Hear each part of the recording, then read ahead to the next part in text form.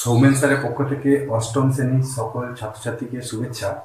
আমরা আজকে ভৌত বিজ্ঞানের যে বিষয়টি নিয়ে আলোচনা করব সেটি হলো বায়ুর চাপ। এটা তোমাদের বইয়ের 13 নম্বর পৃষ্ঠায় রয়েছে। তো বায়ুর চাপ বুঝতে গেলে আমাদের কিছু সহজ পরীক্ষার মাধ্যমে কিন্তু বায়ুর চাপকে বুঝতে হবে। তো আমরা যে বিষয়টি প্রথমে বুঝে নেব, যে বায়ুর চাপ যে আছে সেই বিষয়টি কিন্তু আমরা প্রথমে বুঝে নেব। তো আমরা একটা সহজ পরীক্ষা করব, যে আমরা সাধারণত একটা রবারের নল নেব যার দুমুখ খোলা। তো দুমুখ খোলা আমরা প্রথম একটি রবারের নল পছন্দ করে নিয়ে নেব। এখন এই নলটিকে আমরা কি করব না, জল দিয়ে ভর্তি করব। জলের সাহায্যে এই নলটিকে ভর্তি করব। তারপর আমরা যথারীতি এর দুই প্রান্তগুলো আমরা আঙুলের সাহায্যে চেপে ধরবো, যাতে করে এখান থেকে কিন্তু কোনোভাবে জল বের হতে না পারে। তারপর আমাদের কাজ হচ্ছে যে এই পুরো ব্যবস্থাটাকে একটা জল ভর্তি, যদি আমি বিকারের মধ্যে ডুবিয়ে, জল ভর্তি বিকারের মধ্যে আমরা এর যে কোনো একটা মুখকে আমরা ডুবিয়ে দেবো। তাহলে আমরা ধরে নিচ্ছি যে এর দুটো মুখ আছে, একটা এ একটা বি। তো আমরা ধরে নিলাম যে এর বি মুখটাকে আমরা জলের মধ্যে ডুবিয়ে দিলাম, এই রবারের নলটা, ঠিক আছে। তো বি মুখটাকে আমি যদি ডুবিয়ে দিই, তাহলে দেখা যাবে যে এর বি মুখটা কিন্তু জলের মধ্যে চলে এলো। তো এই অবস্থায় আমরা কি করব না, এই বি মুখটা ডোবানোর পর আমরা কিন্তু শুধুমাত্র এ মুখটাকে আমরা আঙুল দিয়ে চেপে দেবো। তো দেখা যাবে যে এখান থেকে কিন্তু জল পড়ছে না, অর্থাৎ এর মধ্যেও কিন্তু যে জল ভর্তি করে আমরা রেখেছিলাম সেই জল কিন্তু এখান থেকে নামছে না।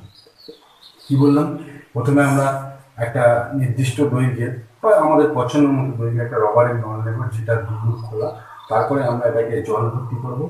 জল ভর্তি করার পর এর দু মুখটাকে আমরা ধরে একটা জল ভর্তি পাত্রের মধ্যে যে কোনো একটা মুখকে প্রবেশ করিয়ে আমরা সেই মুখ থেকে আঙুলটা সরিয়ে নেবো, কিন্তু ওপরেরটাকে আমরা ধরে থাকবো। এই অবস্থায় আমরা দেখব যে এখান থেকে কিন্তু জল এই পাত্রের মধ্যে নেমে আসছে না, এবং এই মুখটা আমরা ফাঁকা করে দিয়েছি, কিন্তু তার সত্ত্বেও দেখা যাচ্ছে যে জল এখান থেকে নেমে কিন্তু বেরিয়ে আসছে না। এর কারণটা কি? এর কারণটা হচ্ছে বায়ুর চাপ। তো আমরা এখানে এই যে পাত্রের মধ্যে যে জল রয়েছে, একটু এর আগের যে ভিডিও সেখান থেকে আমরা পড়েছিলাম যে জল কিন্তু সবসময় তার উচ্চতার সমান রাখতে চায়। দেখো, এটাকে যদি আমি এই উচ্চতা থেকে আমি সি ধরি, আর এটাকে আমরা দেখতে পাচ্ছি এর এই পাত্রের জলের যে উচ্চতা, সেই উচ্চতা থেকে কিন্তু এখানে আমাদের এই নিচে যে মানে এই যে বড় বিকারটা রয়েছে তাতে কিন্তু জলের উচ্চতা কি রয়েছে, তাতে কিন্তু জলের উচ্চতা কম রয়েছে। তাহলে নিয়ম অনুযায়ী তাহলে এই উচ্চতা থেকে জল এখানে নেমে এসে এখানে সমান উচ্চতা হয়ে যাওয়া উচিত। কিন্তু দেখা যাবে যে এক্ষেত্রে কিন্তু জলের উচ্চতা সমান হচ্ছে না যতক্ষণ আমরা এই জায়গাটাকে ধরে আছি, ঠিক আছে। তো এর কারণটা কি না, দেখো, এর কারণটা হচ্ছে যে এই বিকারের পাত্রের যে জলের উপরিতল, এখানে কিন্তু বায়ু চাপ প্রয়োগ করছে। এখানে বায়ু ওপর থেকে কি করছে, চাপ প্রয়োগ করছে। তো এই বায়ুর চাপ আর এখানে জলের চাপ, এই দুটো মিলিয়ে এখানে কিন্তু চাপের পরিমাণটা অনেক বেশি, কারণ এই জলের যে উচ্চতা তার একটা নিজস্ব চাপ রয়েছে, প্লাস এখানে বায়ু ওপর থেকে এই জলের লেভেলে চাপ দিচ্ছে বা উপরিতলে চাপ দিচ্ছে। ফলে এখানে কিন্তু দুটো চাপ রয়েছে, এক হচ্ছে বায়ুর চাপ রয়েছে, প্লাস এখানে জলের যে চাপ সেটা কিন্তু রয়েছে। তাহলে দুটো চাপ এখানে রয়েছে, বায়ুর চাপ প্লাস জলের চাপ। তাহলে দুই ধরনের চাপের সমষ্টির মিলিত ফলাফল এই উপরিতলে কাজ করছে।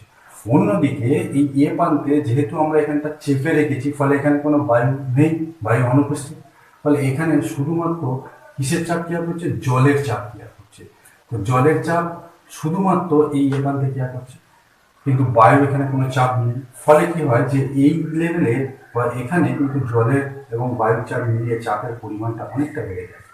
তো জলের চাপ এখানেও আছে এখানেও আছে, কিন্তু এক্সট্রা এই যে তলে রয়েছে সেটা হচ্ছে বায়ুর চাপ। সেই বায়ুর চাপই কিন্তু জলকে ঠেলে এই উচ্চতা পর্যন্ত তুলে রাখছে। তাহলে এই পরীক্ষা থেকে আমরা খুব সহজেই বুঝতে পারি যে বায়ুর একটা নির্দিষ্ট কি রয়েছে, চাপ রয়েছে। এখন এই পরীক্ষাটা আমরা যদি একটু বড় আকারের কোনো নল নিয়ে করি, তাহলে কিরকম রেজাল্ট আসতে পারে। দেখো, আমরা যদি একটা 13 মিটার দৈর্ঘ্যের নল চয়েস করি, যদিও সেই 13 মিটার দৈর্ঘ্য অনেকটাই বড় হয়। দেখবে তোমাদের বইয়ে একটা ছবি দেওয়া আছে যেখানে 13 মিটার দৈর্ঘ্যটা 3 তলা বাড়ির হাইট দেওয়া আছে। ধরো এটা 1 তলা, এটা 2 তলা, এটা 3 তলা। তো এই 13 মিটার দৈর্ঘ্যের নল মানে প্রায় সেটা 3 তলার সমান উচ্চতা, ঠিক আছে। তো এই 13 মিটার দৈর্ঘ্যের আমরা একটা রবারের নল নিলাম, নিয়ে আমরা যদি এটাকে পুরোপুরি জল ভর্তি করে এর দুমুখ বন্ধ করে আমরা একটা জল ভর্তি গামলার মধ্যে নিচের মুখটাকে স্থাপন করে আমরা যদি এখান থেকে আঙুলটা সরিয়ে নিই, তাহলে দেখা যাবে এখানে কিন্তু আমাদের আঙুল চাপা থাকবে বা বন্ধ করা থাকবে এই মুখটা। তাহলে দেখা যাবে যে এর কিন্তু এটা যদি 13 মিটার হাইটের হয়, মানে টোটালটা 13 মিটার হাইটের হয়, তাহলে দেখা যাবে যে এখান থেকে কিন্তু কিছু জল নেমে আসবে। কিছু জল নেবে, এটা কিন্তু দেখা যাবে যে 1.7 মিটার জল কিন্তু এখান থেকে নেমে আসবে। 1.7 মিটার। তো এই 1.7 মিটার জল যে এখান থেকে নেমে আসবে, নেমে এসে কিন্তু এখানটায় জলটা স্থির হয়ে যাবে, অর্থাৎ এর থেকে নিচে কিন্তু জল আর নামবে না। ঠিক আছে? তাহলে আমরা এখান থেকে বুঝতে পারলাম যে বায়ুর যে চাপ সেটা জলকে কত মিটার উচ্চতা অবধি তুলে রাখতে পারে। দেখো আমরা 13 মিটার নল নিয়েছিলাম, 13 থেকে আমরা 1.7 বাদ দিয়ে দেবো, তাহলে দেখবে আসবে 10.3 মিটার। তাহলে 10.3 মিটার উচ্চতা পর্যন্ত কিন্তু বায়ুর চাপ জলকে তুলে রাখতে পারে। তাহলে আমরা যদি এখান থেকে হিসেব করতে চাই যে বায়ুর চাপের পরিমাণটা কত, দেখো এই 10.3 মিটার উচ্চতার এই যে জলের যে স্তম্ভ, তার যে চাপ সেটাই কিন্তু আমাদের কিন্তু বায়ুর চাপের সমান। তাহলে কি বললাম, বায়ুর চাপ হচ্ছে কি 10.3 মিটার বায়ুস্তম্ভের জলস্তম্ভের যে চাপ, 10.3 মিটার জলস্তম্ভের যে চাপ, সেই চাপের সমানই কিন্তু আমাদের বায়ুচাপ বা প্রমাণ বায়ুচাপের মানটা। এখন এই 10.3 মিটার জলস্তম্ভের ক্ষেত্রে এই পরীক্ষা করা প্র্যাকটিক্যালি কিন্তু অনেকটাই অসুবিধাজনক, কারণ এক্ষেত্রে আমাকে নলটা যেটা নিতে হচ্ছে তার হাইটে কিন্তু 3 তলা সমান হয়ে যাচ্ছে। তাহলে প্র্যাকটিক্যালি আমরা বায়ুর চাপ পরীক্ষা করবার জন্য কিন্তু জলের সাহায্যে এই পরীক্ষা করি না, কারণ এত বড় দৈর্ঘ্যের নল নিয়ে কিন্তু যে কোনো পরীক্ষা করা বা যা কিছু করা হোক না কেন সেটা খুবই অসুবিধাজনক হয়ে পড়ে। সেই জন্য বায়ুর চাপ পরীক্ষা করবার জন্য সাধারণত পারদ দিয়ে পরীক্ষা করা হয়, জলের পরিবর্তে পারদ দিয়ে পরীক্ষা করা হয়। আমরা এর আগের যে ভিডিও সেখানে কিন্তু আলোচনা করেছি যে পারদের ডেনসিটি বা ঘনত্ব কিন্তু জলের থেকে অনেক বেশি। তাই আমরা যদি এই বায়ুর চাপ পরীক্ষা করবার জন্য বা বায়ুর চাপ মাপার জন্য আমরা যদি জলের পরিবর্তে তরলটা পারদ হিসেবে ব্যবহার করি, তাহলে কিন্তু আমাদের উচ্চতাটা খুবই কম হবে। সাধারণত যদি আমরা একটা পারদপূর্ণ পাত্র মধ্যে আমরা একটা 1 মিটার দৈর্ঘ্যের খালি লম্বা নল নেব, ধরো 1 মিটার দৈর্ঘ্যের এরকম একটা লম্বা নল নিলাম, যেটা কিন্তু আমাদের এক মুখ বন্ধ। ধরে নাও যে সেই নলটা কিন্তু এক মুখ বন্ধ। তাহলে আমরা যদি 1 মিটার দৈর্ঘ্যের একটা লম্বা নলে, ধরো এটা একটা 1 মিটার দৈর্ঘ্যের লম্বা নল, এর হচ্ছে 1 মিটার, মানে হচ্ছে এটা 1 মিটার মানে কত সেমি, 100 সেমি দৈর্ঘ্যের একটা নল। এখন এই নলটাতে আমরা পারদ ভর্তি করবো। তো এটা পারদ সাধারণত ধূসর রঙের হয়, তো আমি এটাই পারদ ভর্তি করে নেবো। ঠিক আছে? তো এই পারদ ভর্তি করার পর আমরা এই পাত্রের মধ্যেও কিন্তু পারদ ভর্তি করে দেবো। তো এরপরে এই নলটাকে আমরা যদি এই এটা তো মুখটা বন্ধ করাই আছে, তো এই মুখটা অর্থাৎ খোলা মুখটাকে আমরা প্রথমে আঙুল দিয়ে চেপে ধরবো। তো আঙুল দিয়ে চেপে ধরার পর আমরা এই মুখটাকে এই পাত্রের মধ্যে প্রবেশ করাবো। প্রবেশ করালে ছবিটা ঠিক এইরকম হবে, দেখো। তো এখানে আমরা প্রবেশ করালাম, প্রবেশ করানোর পর আমরা যে কাজটা করবো যে এই যে মুখটা আমরা আঙুল দিয়ে চেপে ধরেছিলাম সেটা আমরা সরিয়ে নেবো। নিলে এইটা তো টোটালটা হচ্ছে 100 সেন্টিমিটার নল। দেখা যাবে যদি এর গায়ে স্কেল আঁকা থাকে, তো এটা ধরো 100, টোটালটাই ধরো 100, একবারে লেভেলটা 100 সেন্টিমিটার। তো এরপর যত এটা নিচের দিকে নামবে এর কিন্তু স্কেল কমবে। তারপরে তোমরা দেখবে যে এইটা 76 সেন্টিমিটার যে দাগ আছে সেইখানে পারস্তম্ভটা এসে কিন্তু ফিক্সড হয়ে যাবে, অর্থাৎ এই 76 সেমির নিচে কিন্তু পারদটা নামবে না। তাহলে আমরা এই পরীক্ষা থেকে কি সিদ্ধান্ত করতে পারবো? তোমরা নিজেরাই একটু ভাবো যে এই পরীক্ষা থেকে, অর্থাৎ যেখানে আমরা দেখতে পাচ্ছি যে জলের ক্ষেত্রে যেটা 10.33 মিটার উচ্চতায় ফিক্সড হয়েছিল, সেটা কিন্তু পারদের ক্ষেত্রে কিন্তু খুব কম, প্রায় 76 সেমি। ঠিক আছে? এই 76 সেমি হাইটে এসে কিন্তু এটা আমাদের ফিক্সড হয়ে যাবে, এরপর কিন্তু পারদ আর নামবে না। তাহলে আমরা এখান থেকে যেটা বুঝতে পারছি যে আমাদের যে বায়ুর যে চাপ সেটা পারদের ক্ষেত্রে 76 সেমি যে পারস্তম্ভ তার উচ্চতার সমান। তাহলে তোমাকে যদি প্রশ্ন করা হয় যে বায়ুর চাপ কত সেন্টিমিটার পারস্তম্ভের উচ্চতার সমান চাপের কত সেন্টিমিটার পারস্তম্ভের চাপের সমান, তোমাদের কিন্তু বলতে হবে 76 সেমি পারস্তম্ভের যা চাপ সেটাই হচ্ছে বায়ুমণ্ডলের প্রমাণ চাপ। তো এই পরীক্ষাটা কে করেছিল জানো? এটা হচ্ছে বিজ্ঞানী গ্যালিলিওর যে শিষ্য টরিসেলি, বা তোমাদের বইয়ের নামটা দেওয়া আছে টরিচেল্লি। তো এই টরিচেল্লি বা টরিসেলি এই বিজ্ঞানী কিন্তু এই পরীক্ষাটা করেছিল এবং তিনি দেখিয়েছিলেন যে বায়ুমণ্ডলের যে চাপ সেটা কিন্তু 76 সেন্টিমিটার পার স্তম্ভের চাপের সমান। তো এই হচ্ছে আমাদের প্রমাণ বায়ুচাপের মান। এখন আমরা এই প্রমাণ যে বায়ুচাপের মান রয়েছে সেই প্রমাণ বায়ুচাপের পরীক্ষাটা করবার জন্য কিন্তু আমাদের এই সিস্টেমটা করতে হয় যে এখানে একটা 1 মিটার কাঁচের নল, যেটা 100 সেমি কাঁচের নল আমরা নিয়ে প্রথমে সেটাকে পারদ ভর্তি করে নেওয়া হয়, নিয়ে তার খোলা মুখটা আঙুল দিয়ে চেপে ধরে যদি একটা পারদপূর্ণ পাত্রে ডুবিয়ে দেওয়া হয় তাহলে দেখা যায় যে সেটা 76 সেন্টিমিটার উচ্চতায় এসে স্থির হয়। অর্থাৎ বায়ুমণ্ডলের চাপ, বায়ুমণ্ডলের যে চাপ সেটা হচ্ছে 76 সেমি পার স্তম্ভের উচ্চতা চাপের সমান।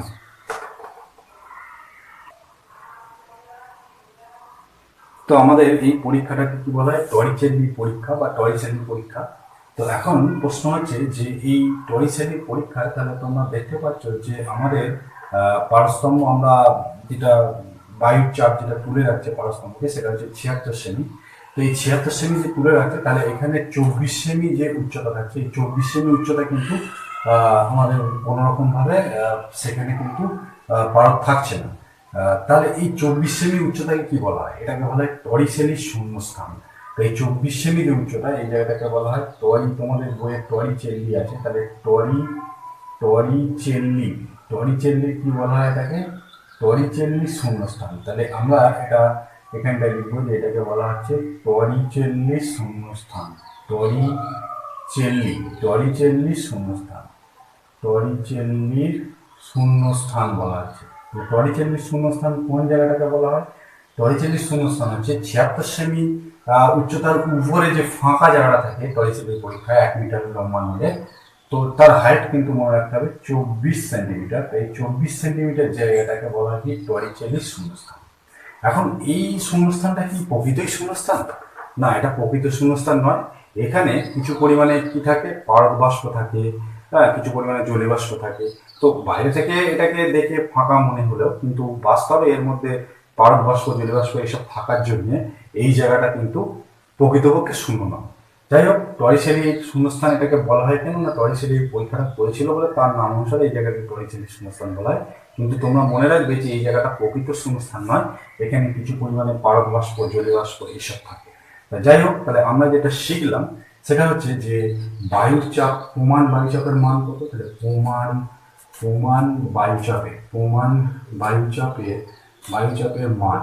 বায়ুচাপের মান হচ্ছে 76 সেমি যে পারস্তম্ভ, 76 সেমি পারস্তম্ভের ওজনের সমান। পারদ স্তম্ভের যা ওজন, তাহলে প্রমাণ বায়ুচাপের মান হচ্ছে 76 সেমি পারস্তম্ভের ওজনের, হ্যাঁ, ওজনের সমান। ঠিক আছে, এখন প্রশ্ন হচ্ছে যে এই 76 সেমি পারস্তম্ভ অ্যাকচুয়ালি এখান থেকে আমরা যদি চাপটা হিসেব করি তাহলে কতটা দাঁড়ায় প্রমাণ বায়ুচাপের মান। তোমরা পরবর্তীকালে উচ্চতর শ্রেণীতে শিখবে যে এই প্রমাণ বায়ুচাপের মানটা কিন্তু বার করা যায়। প্রমাণ বায়ুচাপ, সেই বায়ুচাপের মানটা কত না, আমরা উঁচু ক্লাসে পড়বো যে বায়ুচাপ বার করার জন্য একটা সূত্র আছে, সেটা হচ্ছে H × D × G। অর্থাৎ এইচটা হচ্ছে এখানে যে পারদ যেটা তার উচ্চতা, ডি হচ্ছে পারদের ঘনত্ব, আর জি হচ্ছে অভিকর্ষজ ত্বরণ। তাহলে আমরা যদি এখানে এই মানগুলো বসিয়ে দিই তাহলে এইচ এখানে আমাদের কত, 76 সেমি। দেখো এইচ এর মান কত, 76 সেমি। আচ্ছা, জি হচ্ছে 13.6, আর জি এর মান 980। সিজিএস পদ্ধতি জি এর মান হচ্ছে 980। সিজিএস পদ্ধতি কিন্তু আমরা বার করছি।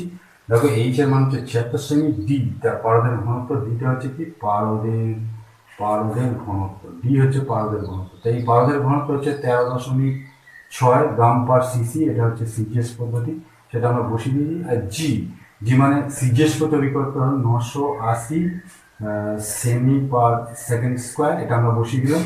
আর আমাদের এখানে এইচ হচ্ছে 76 সেন্টিমিটার। অর্থাৎ এই তথ্যগুলো কিন্তু আমরা এখানে বসিয়ে দিচ্ছি, দিলে কিন্তু আমরা প্রমাণ বায়ুচাপের মানটা পেয়ে যাব।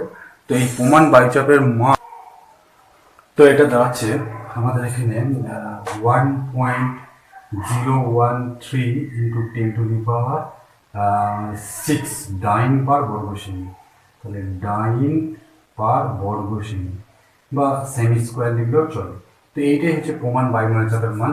এটা আমরা সিজিএস পদ্ধতিতে, তো এই সেই পদ্ধতিতে চাপের একক হচ্ছে নিউটন পার বর্গ মিটার, বা এটাকে আমরা পাস্কাল বলতে পারি, যেহেতু পরবর্তীতে তোমরা জানবে যে চাপ সংক্রান্ত যাবতীয় পরীক্ষাগুলো বা অনেক রকম পরীক্ষা হয়েছে যেটা বিজ্ঞানী পাস্কাল করেছিলেন, সেই জন্য এটা চাপের এসআই এককটাকে কিন্তু পাস্কাল বলা হয়েছে। এটার মান হচ্ছে 1.013 ইন্টু 10⁵ পাস্কালকে বলা হয় পিই। তো এই হচ্ছে প্রমাণ বায়ুমণ্ডলের চাপের মান। দুটো পদ্ধতি আমি দেখিয়ে দিলাম, এটা তোমরা একটু মনে রেখে দেবে, তোমাদের বইতে এটা নেই। তো যদি বলি যে কত সেমি জলস্তম্ভের উচ্চতা প্রমাণ বায়ুমণ্ডলের চাপের সমান, তাহলে আমরা লিখব যে বায়ুর চাপ জলকে কত মিটার উচ্চতায় তুলতে পারে বা জলস্তম্ভের সমান চাপের সমান হয়। বায়ুর চাপ হচ্ছে জলকে আমরা পরীক্ষা করে যেটা জানতে পারলাম যে 10.3 মিটার উচ্চতা পর্যন্ত তুলতে পারে। তাহলে উচ্চতা বা সর্বাধিক বায়ুর চাপ জলকে সর্বাধিক কত মিটার? সর্বাধিক 10.3 মিটার উচ্চতায় তুলতে পারে। তাহলে আমরা এখান থেকে যে যে বিষয়গুলো জানলাম সেগুলো এবার আলোচনা করছি। দেখো, বায়ুর চাপ জলকে সর্বাধিক 10.3 মিটার উচ্চতায় তুলতে পারে। এই হচ্ছে আমাদের এই বায়ুর চাপ সংক্রান্ত যে সমস্ত পরীক্ষা বা প্রশ্নগুলো ছিল আমি তোমাদের সঙ্গে আলোচনা করলাম। তো এই কথাগুলো তোমরা বায়ুর চাপ সম্পর্কে মনে রাখবে, তোমাদের সিলেবাসে মোটামুটি এইটুকুনি আছে। নেক্সট টাইম পরবর্তী বিষয় নিয়ে তোমাদের কাছে আলোচনা করছি। আচ্ছা, তো এরপরে আমরা আরেকটি নতুন বিষয় তোমাদের ক্ষেত্রে যেটা রয়েছে পেজ নাম্বার 15, বস্তুর ভাষণ, প্লবতা এবং আর্কিমিডিসের নীতি, এই তিনটে বিষয় নিয়ে আমি তোমাদেরকে আলোচনা করব। আচ্ছা, তোমরা সকলেই দেখেছো যে আমরা যখন কোনো বস্তুকে জলের মধ্যে ডোবাই কিন্তু সেটা হালকা বলে মনে হয়। তো এটা আমরা সকলেই লক্ষ্য করেছি। তো এখন তাহলে এটা প্রশ্ন হতে পারে যে কোনো বস্তুকে আমরা যখন জলে ডোবাই সেটা কাঠের জিনিস বা হালকা জিনিসের ক্ষেত্রে আমরা বেশি ভালো বুঝতে পারি। কাঠের কোনো জিনিস বা শোলা বা এই ধরনের কোনো জিনিস আমরা যখন জলে ডোবাই সেটা কিন্তু অনেকটাই জলে ভাসে এবং হালকা বলে মনে হয়। আবার আমরা যখন লোহার বলকে জলে ফেলি দেখা যায় সেটা ডুবে যায়। তো এইগুলো কোন কোন ঘটনা বা কোন কোন ধর্মের ভিত্তিতে হয় সেগুলো আমরা আজকে আলোচনা করব। দেখো, ভাষণ ব্যাপারটা কখন সম্ভব হয় আর কখন বস্তু ডুবে যায় সেটা জানবার জন্য আমাদের যে বিষয়টা জানতে হবে। ধরো, আমরা যখন একটা বস্তুকে জলের মধ্যে নিমজ্জিত করি তখন কিন্তু দুটো বল তার উপরে কাজ করে। দেখো কি কি বল তার উপরে কাজ করে। ধরো এইটা এই পাত্রের মধ্যে জল রয়েছে, তা আমরা যদি এর মধ্যে কোনো বস্তুকে ডোবাই তাহলে বস্তুটা 3 রকম কন্ডিশন কাজ করতে পারে বা 3 রকম ঘটনা উদ্ভব হয়। তো যখন এই বস্তুটাকে আমরা জলের মধ্যে রেখেছি, তাহলে এটা হচ্ছে বস্তুটা, তো জলের লেভেল কিন্তু এখানে অব্দি রয়েছে। তা এই বস্তুটার ক্ষেত্রে দেখা যেতে পারে কি ঘটনা ঘটতে পারে। এই যদি বস্তুটা হয়, তা বস্তুটার দুটো পার্ট রয়েছে। একটা হচ্ছে বস্তুর ওজন, সেটা সবসময় নিচের দিকে কাজ করে। বস্তুর ওজন সবসময় কোন দিকে কাজ করে? নিচের দিকে কাজ করে। তো এই ওজনটা, এটা হচ্ছে বস্তুর ওজন, এইটাকে আমরা বলছি W1। বস্তুর ওজনকে আমরা কি বলছি? W1। তাহলে বস্তুর ওজন আমরা ধরছি W1। তাহলে এই W1 সবসময় কোন দিকে কাজ করে? নিচের দিকে কাজ করে। আর তোমরা জানো যে এই ক্রিয়ার একটা প্রতিক্রিয়া বলা যায় জলের একটা ঊর্ধ্বমুখী বল বস্তুর উপরে কাজ করে, যেটা কিন্তু নিচে থেকে ক্রমশ বস্তুকে ওপর দিকে ঠেলে দেয়। তো এই বলটাকে আমরা কি বলবো, যেটা বস্তুর কে নিচে থেকে ওপর দিকে ঠেলে দেয়, সেটা উপর দিকে কাজ করে, এটাকে আমরা বলছি W2। এই W2 হচ্ছে প্লবতা। তাহলে প্লবতা জিনিসটা কি? প্লবতা কিন্তু ধারণা আমরা এখান থেকেই পেয়ে যাই। প্লবতা হচ্ছে কি না, কোনো বস্তুকে আমরা যখন তরল বা গ্যাসের মধ্যে, এটা গ্যাসের ক্ষেত্রে হয়, আংশিক বা সম্পূর্ণরূপে ডুবিয়ে ফেলি, যেমন এখানে আমরা বস্তুটাকে কিন্তু আংশিকভাবে ডুবিয়েছি, তখন দেখা যাচ্ছে যে ওই তরল বা গ্যাসের একটা ঊর্ধ্বমুখী বল বস্তুটার উপর কাজ করে। তো এই ঊর্ধ্বমুখী বলকে কি বলা হয়? প্লবতা বলা হয়। তো আমি প্লবতার সংজ্ঞাটা তোমাদের এখানে লিখে দিচ্ছি। প্লবতা হচ্ছে কি? প্লবতা এটা কিন্তু তরল বা গ্যাস এর ক্ষেত্রে সত্য, সেই জন্য আমরা এটা দুটো ক্ষেত্রেই লিখব। কোনো বস্তুকে তরল বা গ্যাসে কোনো বস্তুকে তরল বা গ্যাসে যখন আংশিক বা সম্পূর্ণভাবে নিমজ্জিত করা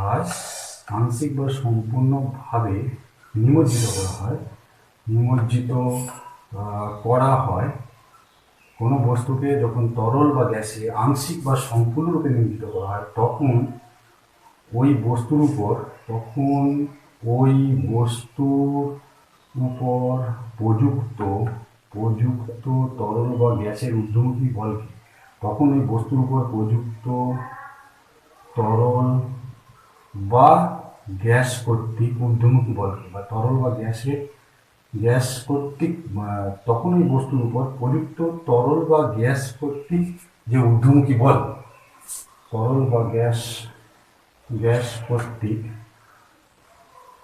ঊর্ধ্বমুখী বলকে প্লবতা বলে। তাহলে প্লবতা জিনিসটা তোমরা বুঝতে পারলে। প্লবতা কাকে বলে না, কোনো বস্তুকে আমরা যখন তরল বা গ্যাসের মধ্যে নিয়োজিত করি তখন ওই বস্তুর উপর তরল বা গ্যাসের একটা ঊর্ধ্বমুখী বল কাজ করে। এই ঊর্ধ্বমুখী বলকে আমরা কি বলবো, প্লবতা বলবো। দেখো, কোনো বস্তুকে তরল বা গ্যাসে যখন আংশিক বা সম্পূর্ণভাবে নিয়োজিত করা হয় তখন ওই বস্তুর উপর প্রযুক্ত তরল বা গ্যাস কর্তৃক ঊর্ধ্বমুখী বলকে প্লবতা বলে। ঊর্ধ্বমুখী বলকে আমরা কি লিখবো, প্লবতা বলি। তাহলে প্লবতার সংজ্ঞা আমরা শিখে গেলাম। এবার আমাদের যেটা জানতে হবে যে এই বস্তু কখন ভাসবে এবং কখন ডুববে। দেখো, তোমরা এখান থেকে খুব সহজেই বুঝতে পারবে যে বস্তুর ওজন তো নিচের দিকে কাজ করছে, আর প্লবতা কোন দিকে কাজ করছে, উপর দিকে কাজ করছে। তাহলে এই নিচের দিকের বলটা, মানে নিচের দিক থেকে যেটা উপর দিকে প্রযুক্ত হচ্ছে, সেই বলটা যদি বস্তুর ওজনের থেকে বেশি হয় তাহলে কিন্তু বস্তুটা ভাসবে। তাহলে দেখো, যদি এখানে যেহেতু বস্তুটা ভাসছে, তাহলে কি গঠনটা ঘটছে এখানে, তাহলে প্লবতা নিশ্চয়ই বেশি এবং বস্তুর ওজন কম। তাহলে W1 লেস দেন কি আছে, W2, অর্থাৎ বস্তুর ওজনটা এখানে কিন্তু প্লবতার থেকে কম আছে। সেই জন্য এখানে কি হবে, সেই জন্য বস্তু কিন্তু এখানে আংশিকভাবে ভাসবে। কি বললাম, বস্তু আংশিকভাবে ভাসবে। তাহলে বস্তু আংশিকভাবে কখন ভাসবে, তোমরা এখান থেকে খুব সহজেই বুঝতে পারলে। না, কোনো বস্তুকে আমরা যখন তরল বা গ্যাসে ডুবিয়ে দেবো তখন যদি প্লবতার মানটা বস্তুর ওজনের থেকে বেশি হয় তখনই কিন্তু বস্তু আংশিকভাবে ভাসবে। এবার আরেকটা ঘটনা ঘটতে পারে, সেটা আমি দেখাচ্ছি। দেখো, 2 নম্বর, এটা যদি 1 নম্বর ক্ষেত্র হয়, 2 নম্বর ক্ষেত্র কি ঘটে? 2 নম্বর ক্ষেত্রে যে ঘটনা ঘটে, যে ধরো আমরা এই একইভাবে আরেকটা অন্য বস্তু নিয়েছি, যে ক্ষেত্রে দেখা যাচ্ছে যে ওই বস্তুটা কিন্তু আমাদের যে ঘটনাটা ঘটছে, যে এইখানে যেমন ধরো বস্তুটা আমাদের কিরকম ছিল, বস্তুটা আমার আংশিকভাবে কিন্তু তরলের মধ্যে ভাসছিল বা জলের মধ্যে ভাসছিল। এখন ধরো বস্তুটা এরকমভাবে ভাসতে পারে, অর্থাৎ একেবারে তরল বা গ্যাসের মধ্যে নিমজ্জিত অবস্থাটাও ভাসতে পারে। দেখো, এরকম ঘটনা যেটা ঘটে। তা এইখানে কি ঘটনা ঘটে, তো আগের মতনই বস্তুর ওজন সবসময় কোন দিকে ক্রিয়া করে, নিচে দিকে ক্রিয়া করে, এটা আমাদের W1। আর প্লবতা কোন দিকে কাজ করে, W2। তা তোমরা দেখো যে এই W1 আর W2 এর মধ্যে কি ঘটনা ঘটলে বস্তু এরকম তরলের মধ্যে নিমজ্জিত অবস্থায় ভাসবে। না, এক্ষেত্রে দেখা যাবে যে W1 আর W2 সমান হয়ে গেছে। তাহলে W1 ইকুয়াল টু যদি W2 হয় তখন কি ঘটনা ঘটবে না, তখন বস্তু তরলের মধ্যে নিমজ্জিত অবস্থায় ভাসবে। তরল বা গ্যাস যাই হোক না কেন, তরলের মধ্যে নিমজ্জিত অবস্থায় ভাসবে। নিমজ্জিত অবস্থায় ভাসবে। তাহলে বিষয়টা আশা করি তোমাদের কাছে বোঝা গেল।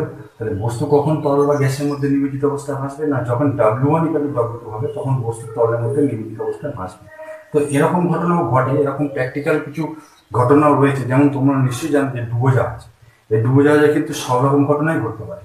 ডুবোজাহাজ যখন জলের মধ্য দিয়ে ভেসে যায় তখন ডুবোজাহাজ কোন জায়গায় থাকে, ঠিক জলের উপরিতল থেকে কিছুটা নিচে থাকে, আবার একেবারে সমুদ্র বা নদী যায় হোক না কেন তার নিচের পৃষ্ঠটাও কিন্তু উপর থাকে, অর্থাৎ নিমজ্জিত অবস্থায় ভাসে। ডুবোজাহাজ বা সাবমেরিন কিন্তু বেশিরভাগ যখন জলের মধ্যে দিয়ে চলে তখন কিন্তু এই নীতি ফলো করে, অর্থাৎ তখন কিন্তু ডুবোজাহাজের মধ্যে কতগুলো ট্যাঙ্ক থাকে, ওরা প্রয়োজন মতো সেখানে জল পাম্পের সাথে ভরতে পারে, বের করে দিতে পারে। তা ওই জল প্রয়োজন মতো ওদের ভরে নিয়ে এমনভাবেই ওর ওজন তৈরি করে যাতে করে W1 আর W2 অর্থাৎ আমাদের ডুবোজাহাজের নিজস্ব ওজন আর প্লাবতা কিন্তু সমান হয়ে যায়। তো এই কন্ডিশনে কিন্তু আমাদের সাবমেরিন ক্রিয়া করে। এবার 3 নম্বর ঘটনা দেখো, এরকম ক্ষেত্রেও উদ্ভব হতে পারে যে বস্তুটা আমরা যখন জলের মধ্যে ফেলবো, দেখা যেতে পারে যে বস্তুটা কিন্তু ডুবে যেতে পারে। কিরকম ঘটনা হয়, যেমন ধরো এক্ষেত্রে বস্তুটা যদি ডুবে যায় তাহলে বস্তুটা একেবারে ভূমিতল স্পর্শ করে থাকবে, অর্থাৎ আমরা যে পাত্র নিয়েছি তার গ্রাউন্ড ফ্লোরে চলে যাবে। তো এই ক্ষেত্রে ঘটনাটা কি ঘটে না, আমরা জানি যে বস্তুর ওজন হচ্ছে W1 আর প্লবতা কোন দিকে কাজ করে, W2 ওপর দিকে কাজ করে। এক্ষেত্রে কি ঘটনা ঘটে না, এক্ষেত্রে মনে রাখতে হবে যে এই যে W1 বস্তুর ওজন কিন্তু প্লবাতার থেকে অনেক বেশি হয়ে যায়, অর্থাৎ W1 এক্ষেত্রে গ্রেটার দেন W2 হয়ে যায়। এক্ষেত্রে কিন্তু বস্তু ডুবে যাবে, তাহলে কি হবে, ডুবে যাবে বস্তু ডুবে যাবে। তো যেটা আমরা দেখি যে যখন আমরা কোনো লোহার বল বা আমরা লোহার কোনো টুকরো, হ্যাঁ, যদি জলের মধ্যে ফেলি তখন কিন্তু এই ঘটনা ঘটে, অর্থাৎ সেক্ষেত্রে এই বলটার ওজন তার প্লবতার থেকে কি হয়, প্লবতার থেকে সবসময় বেশি হয়, সেই জন্য কিন্তু সেটা ডুবে যায়। যাই হোক, তাহলে বস্তুর ভাসন নিমজ্জনের তিনটে শর্ত আমরা শিখলাম। এক নম্বর কন্ডিশন, এইরকম ক্ষেত্রে উদাহরণ পেতে পারে, যেমন ধরো কাঠের তক্তা, সোলার বল কে আমরা যদি জলে ফেলি দেখবো ঠিক এই ঘটনা ঘটে, অর্থাৎ এক্ষেত্রে কিন্তু প্লবতাটা বেশি হয়, সেই জন্য কিন্তু ওই কাঠের টুকরো, সোলার বল, ওগুলো কিন্তু আংশিক নিমজ্জিত, মানে খুব কম অংশ ওদের মধ্যে জলে ডুবে থাকে, বেশিরভাগটাই জলের বাইরে থাকে, এই অবস্থায় কিন্তু ওরা ভাসে। এইটা হচ্ছে সাবমেরিনের ক্ষেত্রে ঘটে, আমরা বলে দিলাম যে বস্তু তরলের মধ্যে নির্মিত অবস্থায় ভাসে, এবং এখানে W1 = W2 হয়, আর এখানে কিন্তু W1 > W2 হয়, অর্থাৎ এখানে কিন্তু মনে রাখতে হবে যে প্লবতা থেকে বস্তুর ওজন অনেক বেশি হয়, ফলে কিন্তু বস্তু একেবারে তরলের মধ্যে নির্মিত অবস্থায় ভাসে। নেক্সট আমরা পরবর্তী বিষয়ে আলোচনা করব। আচ্ছা, এবার আমরা যে বিষয়টি নিয়ে আলোচনা করবো সেটা হচ্ছে বিজ্ঞানী আর্কিমিডিস নিয়ে। তো এই আর্কিমিডিস একজন বিজ্ঞানী ছিলেন, এর সম্পর্কে একটা খুব ছোট্ট গল্প আছে, আমি তোমাদের সাথে সেটা শেয়ার করছি, যদিও সেটা পড়াশোনার মধ্যেই। তো এই আর্কিমিডিসকে ওই দেশের রাজা, মানে উনি যে দেশের বাসিন্দা ছিলেন, তা সেই দেশের রাজা দায়িত্ব দিয়েছিলেন যে তিনি একটা মুকুট তৈরি করতে দিয়েছিলেন, সেই মুকুটে সোনা দিয়ে সেটা তৈরি করতে দিয়েছিলেন। যাই হোক, তো সেই সোনার মুকুট তৈরি হয়ে যাওয়ার পর সেটা যে প্রকৃতপক্ষে বিশুদ্ধ সোনা দিয়ে তৈরি হয়েছে, তো সেটা পরীক্ষা করবা বা সেটাকে মুকুটটা না ভেঙে জানবার জন্য তিনি কিন্তু আর্কিমিডিসকে ডেকেছিলেন এবং আর্কিমিডিসকে সেই দায়িত্ব দিয়েছিলেন। যাই হোক, বিজ্ঞানী আর্কিমিডিস এই বিষয়টা নিয়ে অনেক চিন্তা ভাবনা করেছিলেন কিভাবে মুকুটটাকে না ভেঙে তার মধ্যে যে বিশুদ্ধ সোনা রয়েছে বা সেটা বিশুদ্ধ সোনা দিয়ে তৈরি, সেটা প্রমাণ করা যায়। তো এটা নিয়ে তিনি দীর্ঘক্ষণ ধরে চিন্তা করেছেন বা দিনের পর দিন ধরে চিন্তা করছেন। তো এইরকমই একটা সময় তিনি এইটা নিয়ে হয়তো খুব বেশি ভাবাভাবি করছেন এবং দুপুরবেলা তিনি চান করতে গেছেন। তো সেই চান করার জন্য তিনি যখন তার বাথটবের মধ্যে ঢুকেছেন, তো তখন বাথরুমের মধ্যে এরকম বাথটব থাকতো, এর মধ্যে ঢুকিয়ে সেখানে কিন্তু চান করতো। তো এর মধ্যে জল দেওয়া থাকতো। তো তিনি যখন এই বাথটবের মধ্যে চান করার জন্য প্রবেশ করলেন, তখন তিনি ওয়াচ করলেন যে যখনই তিনি এর মধ্যে প্রবেশ করলেন, তখন দেখলেন যে তার তো নিজেকে হালকা বলে মনে হলো, সেটা তিনি উপলব্ধি করেন বুঝি, কিন্তু কিছুটা জল উপচে পড়লো। কিছুটা জল যেই তিনি প্রবেশ করলেন, দেখলেন যে তার তো ওজন হালকা হলো এবং কিছুটা জল উপচে পড়লো। এই ঘটনা থেকে কিন্তু তিনি আর্কিমিডিসের সূত্র বা নীতি যাই বলি না কেন সেটা আবিষ্কার করলেন, এবং পরবর্তীকালে তিনি কিন্তু ওই মুকুটটার মধ্যে যে বিশুদ্ধ সোনা আছে সেটা কিন্তু তিনি প্রমাণ করে দিয়েছিলেন। যাই হোক, তো আমি ডিটেলসে আর বলছি না, আমি তোমাদের একেবারে পড়ার মধ্যে চলে আসছি। তো এরপরে তোমাদের আর্কিমিডিসের নীতিটা বোঝানোর জন্য আমি একটা সহজ পরীক্ষা আলোচনা করতে যাবো। তো আমরা একটা সহজ পরীক্ষা আলোচনা করবো, যার সাহায্যে তোমরা খুব সহজে আর্কিমিডিসের নীতিটা বুঝতে পারবে। তো আমরা প্রথমে যেটা করবো যে একটা সলিড, আমরা লোহার বা যে কোনো জিনিসের চোঙ দিব। তো এই চোঙটা ধরো এরকম একটা চোঙ আমরা নিলাম। তো এই চোঙটা হচ্ছে সলিড চোঙ। তো এই চোঙটা আমরা প্রথমে কি করবো যে এটাকে বাড়িতে ওজন করে দেবো। তো এটা সলিড চোঙ মানে কি নিরেট, এর মধ্যে কোনো ফাঁকা জায়গা নেই। তো এই চোঙটাকে আমরা এ চোঙ বললাম। তো এই এ চোঙটাকে আমরা দাড়িপাল্লা বা আমাদের যে স্প্রিং তুলা রয়েছে, এই স্প্রিং তুলার সাহায্যে আমরা এখানে কিন্তু বাড়িতে, এটা হচ্ছে আমাদের নিরেট চোঙ, নিরেট চোঙ। তাই এই নিরেট চোঙটাকে আমরা প্রথমে কি করবো, বাড়িতে ওজন করে দিলাম। ঠিক আছে, এই নিরেট চোঙটা ধরো বায়ুতে ওজন, তাহলে বায়ুতে আমি এখানে লিখছি বায়ুতে নিরেট চোঙের ওজন। তাহলে বায়ুতে নিরেট চোঙের ওজন। তো বায়ুতে আমরা নিরেট চোঙটা দিলাম, নিয়ে বায়ুতে তার ওজন করলাম। ধরো বায়ুতে নিরেট চোঙের ওজনটা হলো, আমরা ধরে নিলাম হচ্ছে W1। কি ধরে নিলাম? W1। ঠিক আছে, তো এই W1 হচ্ছে বায়ুতে নিরেট চোঙের ওজন। এবার আমরা এই আরেকটা চোঙ আমরা নিলাম, সেম দেখতে চোঙ, সেই চোঙটার, এটা ধরো এ চোঙ দিলাম। তো বায়ুতে নিরেট চোঙ, এ এর ওজন আমরা নিলাম, এ এর ওজন। তো আরেকটা চোঙ আমরা নিলাম, সেটাকে ধরলাম আমরা বি চোঙ। সেই বি চোঙটা এমনভাবে তৈরি যাতে এই চোঙের ঠিক, এটাকে যদি এ চোঙের আমরা মানে এ চোঙটাকে যদি বি চোঙের ভেতরে প্রবেশ করিয়ে দিই তাহলে কিন্তু এটা পুরোপুরি এর মধ্যে বসে যায়। এর মানেটা কি? এটা কিন্তু ফাঁপা চোঙ। এর মানে হচ্ছে যে এই এ চোঙের যে আয়তন সেটা কিন্তু বি চোঙের এই ভেতরের আয়তনের সমান। তাহলে আমি সেটাই লিখছি যে এ চোঙের চোঙের আয়তন, এ চোঙের আয়তন বি চোঙের ভিতরের আয়তনের সমান।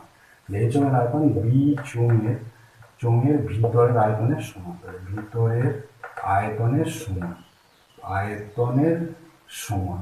তাহলে এই হচ্ছে আমাদের বিষয়। তো বোঝা গেল তাহলে বি চোঙের যে আয়তন সেটার এই ভিতরের আয়তনটা কিন্তু এ চোঙের আয়তনের সমান। তো ফার্স্ট আমরা যে কাজটা করব যে আমরা এইটাকে তো বাড়িতে ওজন করে নিয়েছি, সেটা আমরা W1 পেয়েছি, ঠিক আছে।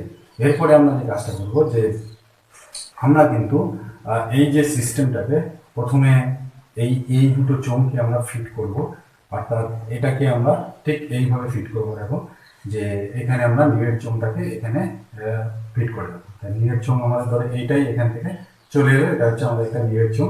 এই নিরের চোঙটাকে আমরা এখানে ফিট করে দেবো। তো নিরের চোঙটা হচ্ছে আমাদের এই চোঙ। তো এই টোটাল সিস্টেমটাকে আমরা ওজন করলাম। তো আমরা এটা ধরো এটা আমাদের তাহলে কি চোঙ ছিল? এটা আমাদের এ চোঙ ছিল। তাহলে এই এ চোঙটাকে যদি আমরা এইভাবে সেট করি তাহলে আমরা এটাকে কি পেয়ে গেলাম? এটা হচ্ছে আমাদের এ চোঙ। তো এই সেটিংটা করে নিয়ে আমরা এই সিস্টেমটাকে আমরা ওজন করে নিলাম, ঠিক আছে। তো এই ওজনটা করে আমরা ধরো এই টোটাল ওজনটা, তো আমি এটা এ চোঙের ওজন করেছিলাম W1, তাহলে আমি লিখবো এ প্লাস বি চোঙের ওজন। তাহলে এ প্লাস বি চোঙের ওজন, তাহলে কি হবে? আমি ধরে নিলাম সেটা হচ্ছে W1, আর এটা ইন্ডিভিজুয়াল ওজন যদি W2 হয়, W1 প্লাস W2 গ্রাম। তো এটা আমাদের W1 গ্রাম ছিল, আর এটা হচ্ছে আমাদের W1 প্লাস W2 গ্রাম। এই হচ্ছে আমাদের এ প্লাস বি চোঙের ওজন। আচ্ছা, তারপরে আমরা এই পুরো এই যে ব্যবস্থাটা আমরা তৈরি করেছি, এই ব্যবস্থাটাকে একটা জল ভর্তি চোঙের মধ্যে আমরা ডুবিয়ে দেবো। দেখো তোমরা এখানে দেখতে পাচ্ছ, হয়তো বিষয়টা তোমাদের কাছে একটু জটিল লাগছে, কিন্তু এটা বুঝতে পারলে তোমাদের কাছে আর্কিমিডিসের বিষয়টা বা আর্কিমিডিসের নীতিটা খুব সহজ হয়ে যাবে। দেখো আমরা এটাকে একটা জল ভর্তি যে ধরো এখানে যে জল আছে সেই জলের মধ্যে আমরা এটাকে ডুবিয়ে দেবো। এমনভাবে ডুবিয়ে দেবো, দেখো আমাদের ঠিক এই জায়গাটার মধ্যে ধরো আমাদের এ চোঙটা থাকছে, এ চোঙটা এর মধ্যে ডুবে গেল, দেখতেই পাচ্ছ এটা হচ্ছে আমাদের এ চোঙ। আর এইখানে আমাদের এরপরে এখানে ধরো এটা আছে আমাদের বি চোঙ, মানে যেটা আমাদের ফাঁপা চোঙ, ঠিক এ চোঙের মধ্যেই যে ফাঁপা চোঙ সেটা এখানে রইলো, এটার মুখটা কিন্তু খোলা রয়েছে। আর এখান থেকে আমাদের কিন্তু একটা স্প্রিং তুলা, মানে যেটা দিয়ে আমরা খুব সহজেই ওজন মাপতে পারি, সেই তুলার সাথে এটা লাগানো আছে, স্প্রিং তুলা, ঠিক আছে। তো এই স্প্রিং তুলার সাহায্যে এটা লাগানো আছে, তো স্প্রিং তুলার এই বুকের থেকে এটা লাগানো আছে, ঠিক আছে। তো এখানে আমরা প্রথমে এই যে এই অবস্থায় যখনই আমরা ডোবাবো এটাকে, এই সিস্টেমটাকে, তখন কিন্তু আমরা দেখবো যে এর ওজন কিন্তু কমে যাচ্ছে। এই স্প্রিং তুলাটা ধরো এখান থেকে আটকানো আছে বা ঝোলানো আছে, এর ওজন যখনই আমরা এটাকে জলের মধ্যে ডোবাবো, তো আমাদের প্রথম ওজন কত ছিল? W1 প্লাস W2, এটা আমাদের ওজন ছিল, ঠিক আছে, বায়ুতে যেটা। তো যখন আমরা এই পুরো সিস্টেমটাকে জলের মধ্যে ডোবাবো তখন কিন্তু দেখা যাবে যে এর ওজনটা কিন্তু কমে যাবে, এবং শুধু তাই না, এর জল যে হাইটে থাকে তার থেকে কিন্তু কিছুটা বেশি হাইটে জলটা উঠে আসবে। এবার দেখা যাবে তাহলে ওজন কমে যাচ্ছে, মানে কি? তাহলে আমরা বুঝতে পারছি যে যখন আমরা এই বস্তুটাকে জলে ডোবাচ্ছি তখন কিন্তু এর ওজনটা কি হচ্ছে? অ্যাকচুয়ালি কমে যাচ্ছে, মানে আপাতভাবে হ্রাস হচ্ছে বলে মনে হচ্ছে, কিন্তু বাইরে যখন নিয়ে আসবো তখন দেখা যাবে ওজন যাচ্ছিল তাই। তো জলে যখন ডোবাচ্ছি তাহলে তার আপাত ওজন কি হচ্ছে? হ্রাস হচ্ছে। এবার আমরা যদি এই জায়গাটা জল ঢেলে ভর্তি করে দিই, হ্যাঁ, এই অবস্থাতেই এই জায়গাটা যদি জল ঢেলে ভর্তি করে দিই, মানে আমরা যদি এখানে জল ঢালা, দেখছি জল ঢালা হলো, যদি আমরা জল ঢালি, ঠিক আছে, তাহলে দেখা যাবে যে ধরো আমাদের W1 প্লাস W2 যে পার্টটা ছিল সেই W1 প্লাস W2 পার্টটাই কিন্তু শো করবে, অর্থাৎ এখানে যে পার্টটা দেখাবে সেটা কি দেখাবে? W1 প্লাস W2 যে পার্ট সেটাই দেখাবে। তার মানে আমরা এই পরীক্ষাতে কি বুঝলাম? যে এর ওজনের হ্রাস কতটুকু হয়েছিল না, যতটুকু এই বস্তুটার আয়তন সেই আয়তনের জলের যা ওজন সেই ওজনই হ্রাস পেয়েছিল। কারণ এখানে আমরা যখন জলটা ভর্তি করেছি সেই জলটার ওজন কতটুকু? সেই জলটার ওজন কিন্তু এই যে বস্তুটা তার যে আয়তন তার সমায়তন জলের ওজন কিন্তু এই জলটা। কারণ কি? এর আয়তন আর এর ভেতরের আয়তন সমান, আমাদের এখানে লেখাই আছে যে এই চোঙের আয়তন বি চোঙের ভিতরের আয়তনের সমান। তাহলে এর মধ্যে যখন আমি যে জলটা ঢেলেছি সেই জলটার ওজনটা হচ্ছে আমাদের সেই জলের ওজন হচ্ছে এর যতটুকু জলে ডোবালে ওজন হ্রাস হয়েছিল তার সাথে সমান। তাহলে আমরা এই পরীক্ষা থেকে কি সিদ্ধান্ত করতে পারি?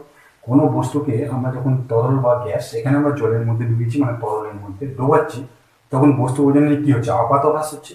সেই আপাত হ্রাসটা বস্তুর সম আয়তন জলের ওজনের কি হচ্ছে? সমান হচ্ছে। অর্থাৎ বস্তুর যে নিজের আয়তন, সেই নিজের আয়তন জলের ওজনের সমান। এটাই হচ্ছে বিজ্ঞানী আর্কিমিডিসের। তাহলে আমরা এই পরীক্ষা থেকে বিজ্ঞানী আর্কিমিডিসের নীতিটা খুব সহজেই বুঝতে পারলাম। আমি তোমাদেরকে আরেকবার আলোচনা করে দিচ্ছি যে কোনো বস্তুকে আমরা যখন তরল বা গ্যাসের মধ্যে নিমজ্জিত করছি, তখন বস্তুর ওজনের কি হচ্ছে? হ্রাস হচ্ছে। এই হ্রাসটা কিন্তু আপাত হ্রাস, মাথায় রাখতে হবে। আর বস্তুর এই আপাত ওজনের হ্রাসটা বস্তুর যে আয়তন বা নিজের আয়তনের, বস্তুর যে নিজের আয়তন, সেই নিজের আয়তনের তরল বা গ্যাসের ওজনের সমান। যেমন এইখানে যে তরলটা রয়েছে বিচং, সেই বিচঙে যে তরলটা রয়েছে, সেই বিচঙের তরলটা কিন্তু যে আয়তন, সেটা কিন্তু এচঙের তরলের আয়তনের সমান। তাহলে আমরা বলতেই পারি যে বস্তুর ওজনের হ্রাসটা ততটাই হয়েছে যতটা কিন্তু বস্তুর নিজের আয়তন, সেই আয়তনের জলের ওজন। ঠিক আছে?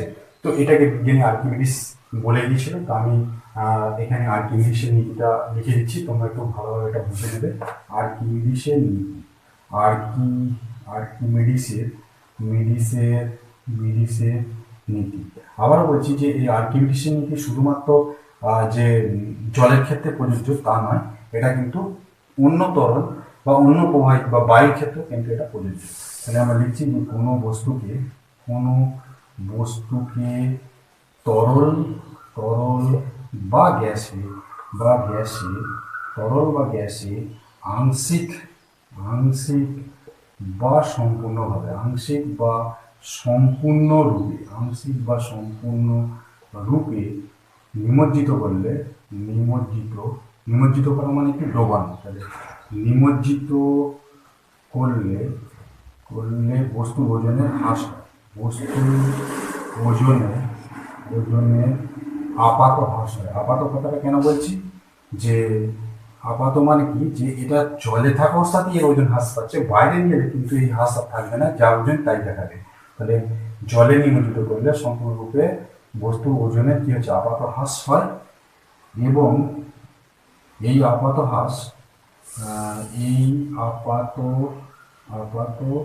হ্রাস বস্তুর নিজ আয়তনের মানে বস্তুর যে আয়তন, নিজ আয়তনের তরল বা গ্যাসের ওজনের সমান, ওজনের সমান। তাহলে আমরা আর্কিমিডিসের নীতিটা খুব সহজেই জানতে পারলাম। তাহলে ওজনের সমান আমি আরেকবার তোমাদের সাথে আলোচনা করছি। তোমাদের বইতেও লেখা আছে, কোনো বস্তুকে তরল বা গ্যাসে আংশিক বা সম্পূর্ণরূপে নিমজ্জিত করলে বস্তুর ওজনের এটা বস্তুর ওজনের হবে। ঠিক আছে, আমি এটাকে একটু এদিকে লিখে দিচ্ছি। নিমজ্জিত করলে বস্তুর ওজনের আপাত হ্রাস হয়, এবং এই আপাত হ্রাস বস্তুর নিজ আয়তনের তরল বা গ্যাসের ওজনের সমান। আবার এটাকে আমরা উল্টো দিক থেকেও বলতে পারি। ধরো এই পাত্রটা যদি সম্পূর্ণ জলভর্তি থাকে, তাহলে কি হতো? সম্পূর্ণ জলভর্তি থাকলে তখন কি হতো না, তখন এখান থেকে জল উপচে বাইরে পড়ে যেত, আর সেই জলের যে আয়তনটা সেটা কিন্তু বস্তুর নিজ আয়তনের সাথে সমান হয়। তো ওইভাবেই কিন্তু বিজ্ঞানী আর্কিমিডিস এই পরীক্ষাটি তৈরি করেছিলেন। কারণ তিনি যখন ওই জলভর্তি পাত্রের মধ্যে নিজে প্রবেশ করেছিলেন, তখন তিনি যে জলটা উপচে পড়েছিল, সেই জলটা ছিল তার যে নিজের দেহের যে আয়তন, সেই আয়তনের সম আয়তনের জল। এখন ওই জলটার যদি আমরা আয়তন মাপি, তাহলে কি হবে? সেই জলটার আয়তন আমাদের কি হবে না, সেই যে আমাদের আর্কিমিডিসের যে যিনি বিজ্ঞানী ছিলেন তার দেহের আয়তনের সাথে সমান হবে। তাহলে দেখো, আমরা যদি একটা পাত্রে, ধরো এই একটা পাত্র নিলাম, কিভাবে উনি পরীক্ষাটা সম্পন্ন করেছিলেন সেটাই আমি তোমাদের সাথে এবার শেয়ার করছি বা আলোচনা করছি। ধরো একটা পাত্র নিলাম, সেই পাত্রে আমাদের এই সিস্টেমটা করা আছে যে এখান থেকে একটা জল বের করার আমাদের জায়গা আছে, এখানে একটা বিকার রাখা আছে ধরো ছোট। ঠিক আছে, তো এবার এখানটা এমনভাবে জল ভর্তি করা আছে যে এর মধ্যে কিছু ডোবালেই কি হবে না, সেখান থেকে জল উপচে পড়বে। তাহলে অ্যাকচুয়ালি এই ব্যবস্থাটা করতে হয় কিভাবে? এই ব্যবস্থাটা করতে হয়, প্রথমে এই পাত্রটাকে আমাদের এখান থেকে সরিয়ে নিতে হবে, নিয়ে এটাকে জল ভর্তি করে দিতে হবে। জল ভর্তি করে দিলে কি হবে না, এখানে যতটা জল থাকা সেই লেভেল পর্যন্ত জলটা থেকে বাকিটা বেরিয়ে চলে যাবে। তারপর আমরা এই বিকারটাকে এখানে নিয়ে চলে আসবো। ঠিক আছে, তো এরপরে আমি ধরো এই মোটরটাকে জলের মধ্যে ডুবিয়ে দেবো। ডুবিয়ে দিলে কি হবে না, এখান থেকে জল উপচে পড়ে যাবে। তো এই উপচানো যে জলটা, সেই জলটার আয়তন আমরা খুব সহজেই মাপতে পারি। এই জলটার আয়তন, ধরো এই যে জলটা, সেটার আয়তন আমরা ধরে নিচ্ছি কি, এর আয়তনটা আমি ধরে নিচ্ছি কি, আয়তন হচ্ছে ভি। এই ভি আয়তনটাই কি, আর্কিমিডিস সূত্র অনুযায়ী ওই যে মোটকটার আয়তনের সমান। আর ধরো এই মোটকটার ওজন, মোটকের ওজনটা আমি ধরে নিচ্ছি, ধরো ডাব্লিউ। ঠিক আছে, তা এটাকে আমরা ওজন বা ভর, মোটকের ভর মাপছি, ধরো ভর সমান আমি ধরে নিলাম হচ্ছে, এটা হচ্ছে এম। ঠিক আছে, তো এম ধরে, তাহলে আমরা এরপরে যেটা করব যে বস্তুর ভরটা হলো এম, আর এখানে ধরো আয়তনটা হচ্ছে ভি, জলের আয়তন মেপে নিয়েছি। তো এখন এবার আমরা এর ঘনত্ব বার করবো। ঘনত্ব বার করার ফর্মুলা আমরা শিখেছি, ঘনত্ব ডি সমান হচ্ছে এম বাই ভি। তাহলে এটা যদি আমরা বার করতে পারি, সেখানে আমরা কিন্তু ঘনত্বটা পেয়ে যাবো। এখন এই যে এইভাবে যে সোনার মোটকের যে ঘনত্বটা বার করবো, সেই ঘনত্বটা যদি বিশুদ্ধ সোনার ঘনত্ব জানা আছে তার সাথে মিলে যায়, তাহলে আমরা বলবো যে এই মোটকটা বিশুদ্ধ সোনা দিয়ে তৈরি। আর যদি তা না হয়, তাহলে আমরা বলবো যে এটা খাদ মেশানো হচ্ছে এই মোটকের মধ্যে। তো এইভাবে আর্কিমিডিস কিন্তু মোটকটার আয়তন নির্ণয় করে সেখান থেকে তিনি ঘনত্ব নির্ণয় করেছিলেন, এবং সেই ঘনত্বের সাথে অরিজিনাল বা বিশুদ্ধ সোনার যে ঘনত্ব, সেটা মিলিয়ে কিন্তু তিনি যাচাই করে দিয়েছিলেন। যাই হোক, আর্কিমিডিসের নীতিটা সম্পর্কে আমরা জানলাম। এরপরে আমি তোমাদেরকে এই আর্কিমিডিসের নীতির বেশ কিছু প্রশ্ন সংক্রান্ত ব্যাপারে আলোচনা করব। তো আমরা এখান থেকে আর্কিমিডিসের যে সূত্র শিখলাম, সেখান থেকে আমরা বেশ কিছু কিছু প্রশ্ন এবার আলোচনা করব। সেই প্রশ্নগুলো তোমরা নিজেরা লেখার চেষ্টা করবে। যেমন ধরো, আমরা দেখেছি যে বেলুনকে আমরা গ্যাস বেলুন বা বেলুন, যে যাত্রীবাহী যে বেলুন রয়েছে, সেই বেলুন কিন্তু আকাশে ওড়ে। এখন প্রশ্ন হলো যে এই বেলুন আকাশে ওড়ে কেন? তো বেলুন আকাশে ওড়ে কেন, এটা আমাদের জানতে গেলে আমাদের যেটা বুঝতে হবে যে আর্কিমিডিসের নীতি অনুযায়ী আমরা তাহলে বুঝলাম যে কোনো বস্তু যখন তরল বা গ্যাসের মধ্যে থাকে, তখন সেই বস্তুর ওজনের আপাত হ্রাস হয়, এবং এই আপাত হ্রাসটা বস্তু কর্তৃক অপসারিত তরল বা গ্যাসের ওজনের সমান। এখন ভাবো যে এই নীতি অনুযায়ী কোন বস্তু ভাসবে বা কোন বস্তু ডুববে, সেটা কিন্তু আমরা খুব সহজেই বুঝতে পারি। কীভাবে বুঝব? ধরো একটা বস্তু যে নিজস্ব কি থাকে, একটা ওজন থাকে, আর সে যে আয়তনের মানে অধিকার করে, সেই আয়তনের বায়ু বা জল যার মধ্যে সে ডুবে থাকে, সেটা সরিয়ে দেয়। এখন দেখো, বেলুনকে আমরা যখন দেখে থাকি, তো বেলুন খুব বড় আকৃতির হয়। তো এই বেলুন যাত্রীবাহী বেলুন হয়, তো এর মধ্যে দেখবে ব্যবস্থা করা থাকে। তাই হোক, আমি এরকম দেখাচ্ছি। তো এই বেলুনের একটা ওজন থাকে, বেলুনের ওজন, নিজস্ব যে ওজন থাকে, সেই ওজনটা কিন্তু খুবই কম হয়। তোমরা দেখেছো যে বেলুনকে আমরা যখন বায়ু ভরি, তার ওজন কিন্তু খুবই নগণ্য। কিন্তু দেখা যাচ্ছে যে বেলুন যে ভলিউম বা আয়তনটা অধিকার করে থাকে, সেই আয়তনটা কিন্তু অনেকটা বেশি। ফলে বায়ুতে যখন কোনো একটা বেলুন থাকে, তখন এই বেলুন নিজে যে জায়গাটা দখল করে, সেই জায়গায় যে বায়ুটা সরিয়ে দেয় বা তার সময়তান যে বায়ুর ভরটা হয়, মানে এই এরিয়ায় যে বায়ুটা থাকে, সেই বায়ু ভরের থেকে কিন্তু আমাদের বেলুনের ওজনটা কি হয়, কম হয়।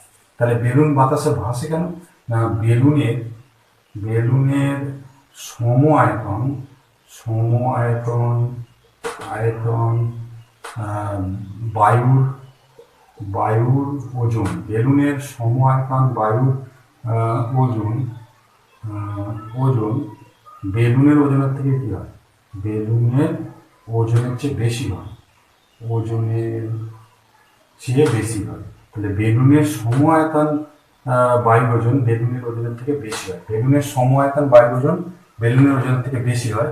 এই কারণেই কিন্তু আমরা একটা বেলুনকে যখন আমরা বায়ুতে রাখি, মানে গ্যাস বেলুনকে, সব বেলুন ভাসে না। তোমরা দেখবে বেলুনের মধ্যে যদি আমি বেলুনকে ভাসাতে চাই, তাহলে কিন্তু আমরা কিন্তু মানে সেখানে যেমন তেমন বায়ু যদি আমরা ভরে দিই, তাহলে কিন্তু সেই বেলুন কিন্তু বাতাসে ভাসবে না, সেটা মাটিতে পড়ে যাবে। সাধারণত গ্যাস বেলুন বায়ুতে ভাসে। এর মধ্যে এমনই একটা গ্যাস ভরতে হয়, যেমন ধরো সাধারণত গ্যাস বেলুনের মধ্যে আগে হাইড্রোজেন গ্যাস ব্যবহার করা হতো, এখন হিলিয়াম গ্যাস ব্যবহার করা হয়। তো এই হিলিয়াম গ্যাস যে গ্যাস বেলুনের মধ্যে ব্যবহার করা হয়, এই হিলিয়াম গ্যাসে কিন্তু বায়ুতে খুবই হালকা। ফলে এই হিলিয়াম গ্যাসপূর্ণ যে বেলুনটার ওজন, সেটা কিন্তু বেলুনের যে এই ভলিউমে যে বায়ু আছে, বা এই বেলুনটা না থাকলে এই জায়গায় যে বায়ু থাকতো, তার ওজন থেকে খুবই কম হয়। এই জন্যই আমরা লিখছি যে বেলুনের সম আয়তন বায়ুর ওজন বেলুনের ওজন এর চেয়ে বেশি হয়। মানে এর যে জায়গায় বায়ুটা থাকতো, সেই বায়ু ওজনটা এখানে যে বেলুন রয়েছে হিলিয়াম গ্যাসপূর্ণ, তার ওজনের থেকে কি হচ্ছে, বেশি হচ্ছে। ফলে বেলুন কিন্তু বাতাসে ভাসে। এই একই কারণে জাহাজও জলে ভাসে। এই একই কারণে আমরা জানি যে একটা লোহার বলকে আমরা ফেলে দিলে জলে ডুবে যায়, যেহেতু তার ভলিউমটা খুব কম। আবার যখন একটা লোহার কড়াই, তার থেকে হয়তো ওই বলটার থেকে অনেক বেশি ওজন, তাহলে একটা লোহার বলকে জলে ফেললে সেটা কিন্তু খুব সহজেই জলে ডুবে যাচ্ছে, কিন্তু আমরা একটা লোহার কড়াইকে যদি এরকমভাবে ফেলি তাহলে কিন্তু সেটা জলে ভাসে। এর কারণ কি? এর কারণ হচ্ছে এর যে আয়তন, সেই আয়তনটা কিন্তু খুবই কম। ফলে এই আয়তনে যে জলের ওজন, সেই জলের ওজন এর বলের ওজন থেকে কি হচ্ছে, বলের ওজনের থেকে কম হচ্ছে। এর নিজ আয়তনের যে জলের ওজন, সেটা এই বলের ওজনের থেকে কম হচ্ছে, ফলে কিন্তু এটা জলের মধ্যে ডুবে যাচ্ছে। কিন্তু এই সেম অ্যাজ যে এই যে লোহার কড়াই, সেই কড়াইয়ের ক্ষেত্রে এর যে নিজস্ব ওজন, তার থেকে যে আয়তনের জল, এর নিজের যে বাইরের যে আয়তন, সেই আয়তনের জলের ওজন থেকে কি হচ্ছে, আর সেই আয়তনের জলের থেকে কম হচ্ছে, ফলে কিন্তু এটা ভাসে। সবসময় মনে রাখবে, কোনো বস্তু ভাসবে তখনই যদি তার ওজনটা তার সমায়তন তরল বা গ্যাস যেতেই সে বস্তুটা অবস্থান করুক না কেন, তা সেই ওজনের থেকে কি হয়, কম হয়। অর্থাৎ কোনো বস্তু ভাসবে তখনই যখন ওই বস্তুর সম আয়তন তরল বা গ্যাসের ওজনের থেকে কি হয়, বস্তুর ওজনটা কম হয়। তাহলে এইভাবে আমরা কিন্তু এই সমস্ত প্রশ্নগুলোর উত্তর এখানে করতে পারি। যেমন আমরা এই ধরনের প্রশ্ন করতে পারি যে লোহার বল পারদে ভাসে কেন, বা আমরা বলতে পারি যে লোহার তৈরি কড়াই জলে ভাসে কিন্তু লোহার বল জলে ডুবে যায়, জাহাজ জলে ভাসে কেন, ঠিক আছে, বা এরকম বলতে পারি বেলুন বাতাসে ওড়ে কেন। এগুলো সবই কিন্তু আমরা এই ইংলিশে দিয়ে ব্যাখ্যা করতে পারি। তো এইগুলো তোমরা নিজেরা এই যে আমি ভিডিওটা তৈরি করলাম, এখান থেকে এগুলো দেখে বুঝে লেখার চেষ্টা করবে যে বেলুন বাতাসে ভাসে কেন, বা লোহার যে কড়াই সেটা জলে ভাসে কেন, বা লোহার বল জলে ডুবে যায় কেন। আশা করি তোমরা এই প্রশ্নের উত্তরগুলো লিখতে পারবে। আমি তোমাদের কোশ্চেন আকারে এগুলো দিয়ে দেবো, এবং সেইগুলো তোমরা কিন্তু এই ভিডিওটা বারবার দেখে নিজেরা উত্তরগুলো লেখার চেষ্টা করবে।